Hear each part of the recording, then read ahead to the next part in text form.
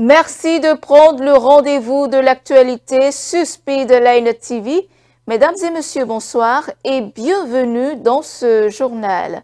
Au sommet de cette édition, le top des épreuves pour le compte du brevet d'études du premier cycle session de juin 2025 a été donné par la ministre des Enseignements secondaires, techniques et de la formation professionnelle Véronique Tognifodé. C'est le CEG de Gbegama qui a abrité le lancement officiel. Les stickers, ces petites images colorées et expressives, occupent une place importante dans nos échanges, que ce soit pour faire rire, appuyer une émotion ou simplement égayer une discussion. Ils sont devenus un moyen rapide et efficace de communiquer plus de précision dans ce journal. Au cœur de l'actualité internationale, Donald Trump a musclé ce lundi sa réponse à des heurts entre policiers et manifestants. À Los Angeles, il a notamment déployé des militaires du corps des marines. Les détails dans un instant.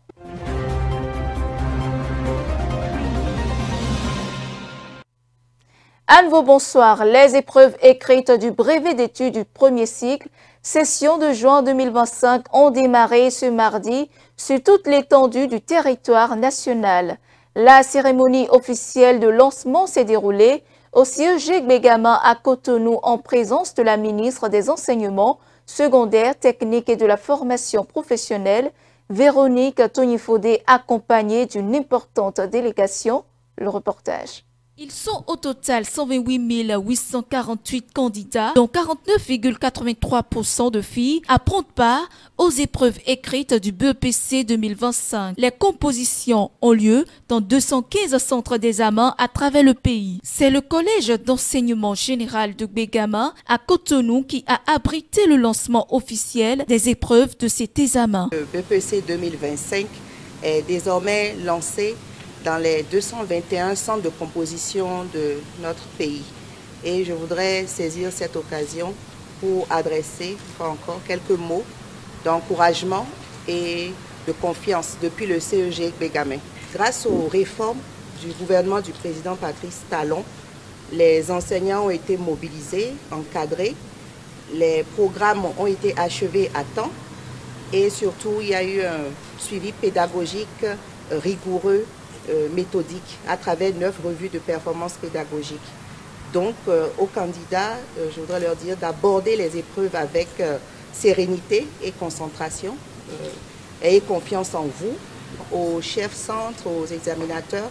Je voudrais rappeler qu'il s'agit d'un examen national de grande importance et cela exige de vous professionnalisme, rigueur, éthique. Les réformes imprimées par le gouvernement du président Patrice Talon ont porté le fruit. Quant au nombre de filles inscrites pour le compte de cet examen. Au niveau du département du littoral, nous avons au total 13 238 candidats, dont 6 998 filles et 6 240 garçons, répartis dans 16 centres de composition. Au nombre de ces 16 centres, il y a un centre qui est retenu, qui est le CPSA-CBA, qui accueille les candidats à besoins spécifiques. Nous sommes en train de constater qu'au niveau de cet examen, il y a pratiquement plus de filles que de garçons pour le compte de notre département. Donc, j'exhorte alors les filles à bien travailler pour qu'au niveau des résultats, nous ayons également un bon score. Après avoir salué les actions salvatrices du gouvernement au profil de l'école béninoise, les autorités préfectorales ont prodigué de sages conseils aux candidats. Je voudrais d'abord remercier le gouvernement à travers le ministère pour avoir choisi le CEG Gbegama pour lancer les épreuves du BEPC. Parce qu'en réalité, il faut le rappeler, le CEG Gbegama est le premier collège d'enseignement public, est le premier collège d'enseignement général public du Bénin. Je pense que c'est bon de le rappeler. Ensuite, je voudrais remercier le gouvernement du président Patrice Talon pour les efforts cumulés depuis 2016 et qui fait en sorte qu'aujourd'hui, nos enfants vont aux examens avec des années sans grève. C'est bon de le rappeler parce que nous ne le mettons pas souvent en exergue. Je voudrais saluer cela parce qu'en réalité, c'est grâce à ces efforts-là que nos enfants arrivent à chaque fois aller aux examens avec sérénité et dans de bonnes conditions. C'est vrai que les enseignants jouent leur rôle et je voudrais également dire que la mairie joue également son rôle. Et à la suite de Madame le ministre, saluer l'engagement des encadreurs, des enseignants, saluer l'effort des encadreurs, des parents d'élèves qui ont accompagné leurs enfants, qui ont reçu tout ce qu'il faut d'enseignement de qualité pour pouvoir nous donner de très bons résultats à la fin de ces épreuves qui sont à leur portée. C'est un examen et qu'un élève moyen, un élève qui a travaillé régulièrement au cours de l'année devrait pouvoir se retrouver au second cycle de l'année prochaine. Donc pour les garçons, on va quitter la culotte pour le pantalon. Je crois que c'est un Graal et pour les filles, une robe un peu plus stylée. Depuis plusieurs jours, toutes les dispositions nécessaires ont été prises pour garantir un déroulement optimal des épreuves dans la sérénité et la transparence. Les examens se poursuivront sur plusieurs jours dans les différents centres d'examen répartis à travers le pays. Et dans le département du Mono, le BEPC est aussi effectif ce mardi. Le lancement officiel des épreuves écrites a eu lieu au collège d'enseignement général d'Agoué dans la commune de Grand Popo, en présence du directeur départemental des enseignements secondaires, techniques et de la formation professionnelle, du préfet du département du Mono et d'autres personnalités politico-administratives suivants. Le top de l'examen du brevet d'études du premier cycle BEPC session de juin 2025 est ainsi donné dans le département du Mono. Nous sommes au collège d'enseignement général d'Agoué, lieu retenu pour le lancement à l'échelle départementale. Pour le compte de la première épreuve de cette matinée du mardi 10 juin 2025, les candidats planchent en communication écrite. Le code de contrôle a joué son rôle, que je remercie au passage. Les conseillers pédagogiques, les inspecteurs étaient dans tous les absents. Nous-mêmes, membres de la direction départementale, on n'a pas manqué de faire des visites inopinées. On en fait plus de 25 même par mois. Et tout s'est bien déroulé tout au long de l'année et nous sommes convaincus que le Mono va donner un très bon résultat. Ce n'est pas le moment de mettre de la pression sur les enfants. Ils ont eu le temps d'avoir beaucoup de pression au cours de l'année scolaire, beaucoup de pression aussi bien au niveau des enseignants qu'au niveau des répétiteurs. Donc c'est le moment plus que jamais aux parents d'être des psychopédagogues. Également veiller à ce que l'alimentation soit au top afin que pour cette période, il n'y ait pas de problème de digestion susceptible d'entamer la santé des enfants.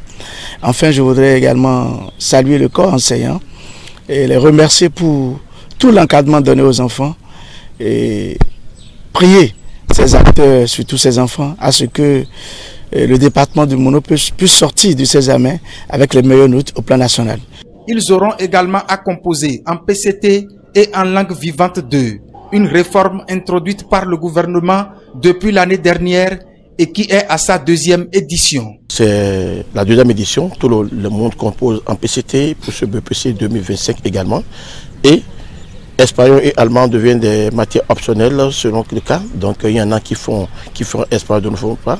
La BEPC ici, dans le centre de Agoué, il y a 47 qui vont composer en allemand et les 100 et quelques qui restent composeront donc en espagnol.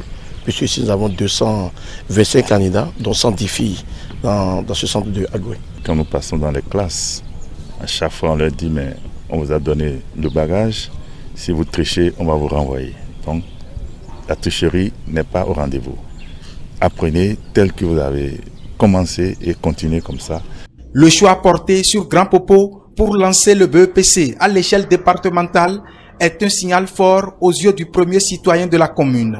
Il en mesure la portée et se dit prêt à relever le défi. Le défi sera relevé. Je l'ai dit tout à l'heure que c'est d'ici que nous aurons tous les premiers. Le premier national partira d'ici. Et ce défi, ce n'est pas aujourd'hui, c'est depuis le début de l'année scolaire. Et j'en profite pour remercier tout le corps enseignant et tous les acteurs. Rappelons que cette année, dans le département du Mono, 6412 candidats, dont 3064 filles, vont à l'assaut de ce précieux sésame qui va leur ouvrir les portes de l'enseignement secondaire.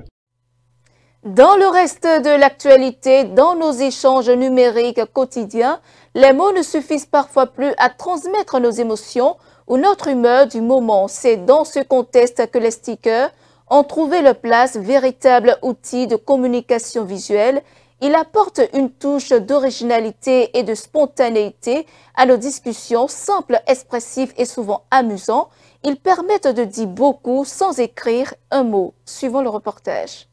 Les stickers, aussi appelés émoticônes, sont des illustrations qui expriment un sentiment dans les discussions. Ces petites figures dynamisent un texte en ajoutant le ton à une phrase.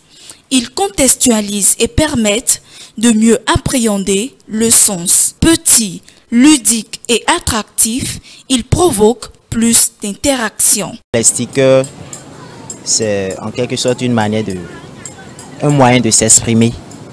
Un moyen de s'exprimer de façon plus précise. Et le sticker, bon, selon moi, ce sont les dessins d'une manière, les dessins animés que nous aimons utiliser sur les réseaux sociaux, disons, sur le WhatsApp, le Facebook et autres. Bon, dans les discussions, lorsqu'on utilise les stickers, souvent, c'est en quelque sorte pour pouvoir exprimer de façon plus matérielle, bien, de façon matérielle. C'est-à-dire, lorsque je veux par exemple dire à quelqu'un que je suis énervé contre toi pour ce que tu m'as fait, et peut-être je vois un sticker dans lequel la personne est en train de lancer une pierre à quelqu'un, ou bien la personne, en tout cas tout ce qui va pousser la personne à comprendre le message que je suis en train de véhiculer.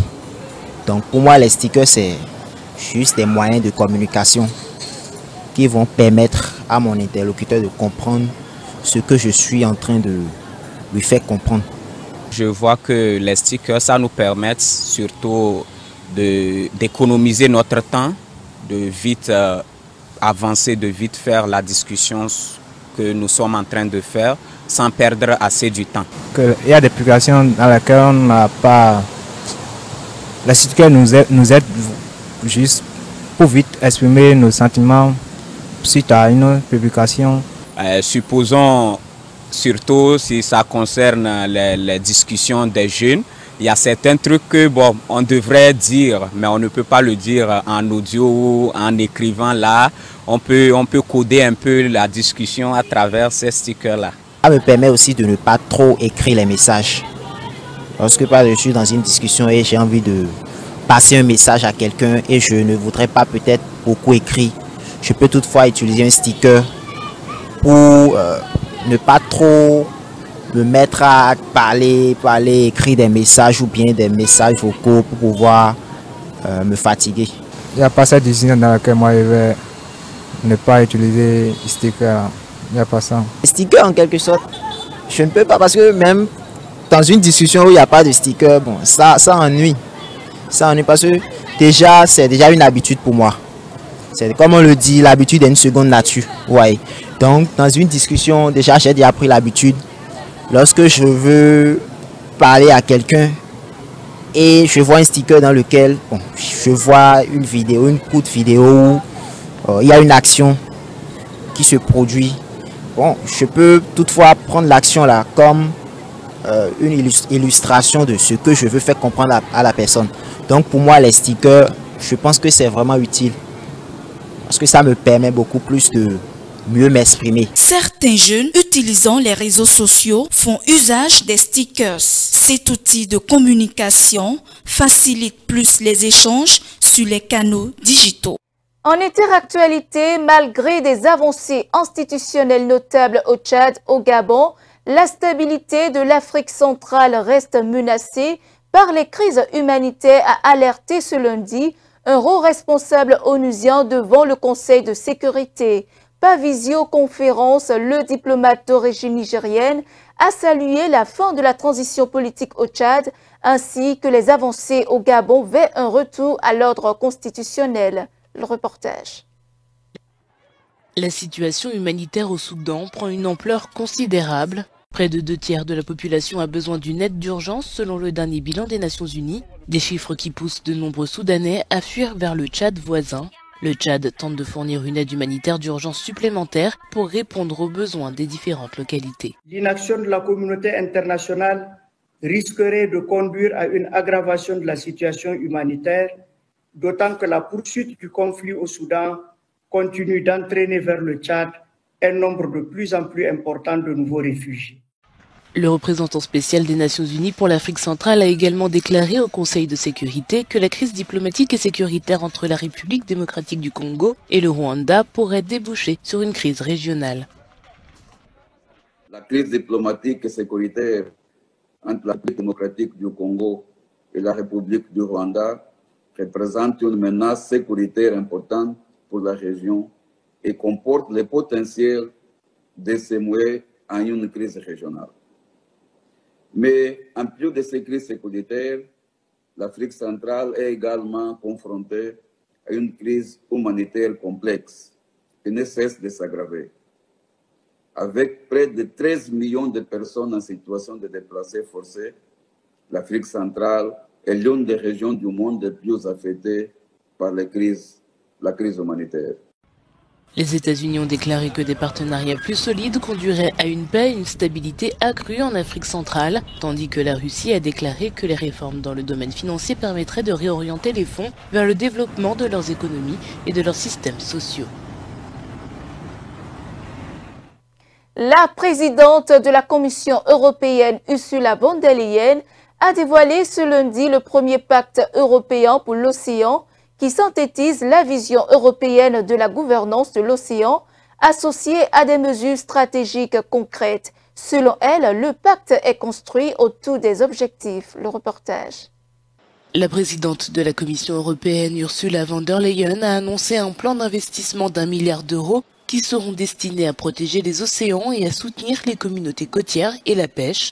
L'annonce de ce pacte océanique européen intervient en marge de la conférence des Nations Unies sur l'océan organisée à Nice cette semaine.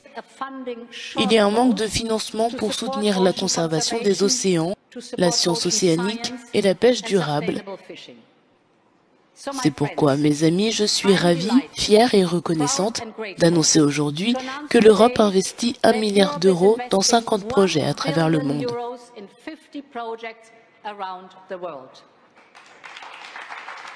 L'Europe adopte une approche de tolérance zéro à l'égard des pratiques illégales, une tolérance zéro. Nous voulons empêcher les criminels de passer d'un pays à l'autre. Pour y parvenir, nous développerons des partenariats régionaux en Méditerranée, en Afrique de l'Ouest et dans le Pacifique. En Europe, nous utiliserons notre système d'enregistrement numérique des captures de poissons pour empêcher les poissons pêchés illégalement d'entrer dans l'Union européenne. Le nouveau pacte océanique de l'Union européenne vise à réduire la pollution plastique, à restaurer les écosystèmes maritimes, à renouveler une flotte vieillissante et à lutter contre la pêche illégale. Depuis plusieurs années, la Russie a renoué avec une présence active sur le continent africain, marquant un retour après une période d'affaiblissement post-soviétique. Ce renouveau s'est manifesté par l'intervention du groupe Wagner, une organisation paramilitaire à Moscou. Cette présence non officielle a permis à la Russie de tisser des liens dans des zones où l'influence occidentale vacille, notamment en jouant un rôle dans des opérations de sécurité et de soutien militaire. Le reportage. La Russie intensifie ses efforts pour établir des partenariats économiques et militaires en Afrique, en particulier dans la région du Sahel. Cette stratégie se met en place alors que le groupe militaire russe Wagner prépare son retrait du Mali. Selon Rida Liamouri, la Russie bénéficie d'un contexte propice. Il y a un vide au Sahel après le départ des Occidentaux, en particulier des Français, des États-Unis et d'autres pays européens. C'est une opportunité pour la Russie qui va lui coûter presque rien, mais c'est une victoire qui ne nécessitera pas de mobiliser beaucoup de ressources pour exercer cette influence dans la région. Officiellement, le Mali n'a jamais reconnu la présence des mercenaires de Wagner, mais affirmait faire appel à des instructeurs russes. Rida Liamouri distingue ici les modalités de la présence russe dans plusieurs pays sahéliens. La présence militaire russe est propre à chaque pays. Au Mali, Wagner combattait aux côtés de l'armée malienne. Au Burkina Faso et au Niger, la situation est différente. Au Mali, les mercenaires de Wagner ont contribué à la reprise de certaines zones aux mains des groupes terroristes. Toutefois, les combats contre les groupes djihadistes comme le JNIM et l'État islamique se poursuivent activement. As we have seen in the recent weeks with the repeated attacks in the different parts of the country. Le 31 mai dernier, une importante cargaison militaire russe, comprenant des véhicules blindés et d'autres équipements, est arrivée à Bamako après avoir transité par le port de Conakry, en Guinée. Au 4e jour des manifestations contre les rafles de l'administration Trump, visant les migrants sans papier, l'escalade semble inéluctable entre le gouvernement fédéral et les États démocrates. L'administration Trump a annoncé ce lundi l'arrivée des 700 marines pour assurer le maintien de l'ordre à Los Angeles, une provocation supplémentaire aux yeux des autorités de l'État démocrate. C'est après moi. Face aux affrontements qui secouent Los Angeles depuis 3 jours en marge des manifestations dénonçant la politique migratoire radicale du gouvernement fédéral, Donald Trump s'est félicité ce lundi d'avoir pris une excellente décision en ordonnant le déploiement de la garde nationale pour rétablir l'ordre. Dans ses déclarations, le président cible implicitement le gouverneur de Californie, Gavin Newsom, qu'il accuse de laisser la situation se détériorer. Nous avons un gouverneur incompétent. Regardez le travail qu'il fait en Californie. Il est en train de détruire l'un de nos grands États. Et si je ne m'impliquais pas, si nous ne faisions pas venir la garde, et nous en ferions venir d'autres si nécessaire, parce que nous devons nous assurer que l'ordre public sera maintenu. Un désastre s'est produit, ils n'admettent que maintenant que c'était un désastre. Le président des États-Unis a mobilisé 700 Marines, suivis selon le Pentagone de 2000 membres supplémentaires de la garde nationale, venant s'ajouter aux quelques 2100 déjà présents à Los Angeles. Cette démonstration de force a suscité une vague de critiques. De nombreux responsables démocrates ainsi que des associations de défense des droits civiques accusent le président d'attiser les tensions. L'ONU a également appelé ce lundi à la désescalade, mettant en garde contre toute nouvelle militarisation de la situation. C'est sur cette actualité que se referme ce journal. Merci de nous avoir suivis. Suivez-nous en continu sur speedlinetv.bg/live et sur nos différents canaux digitaux Facebook et YouTube.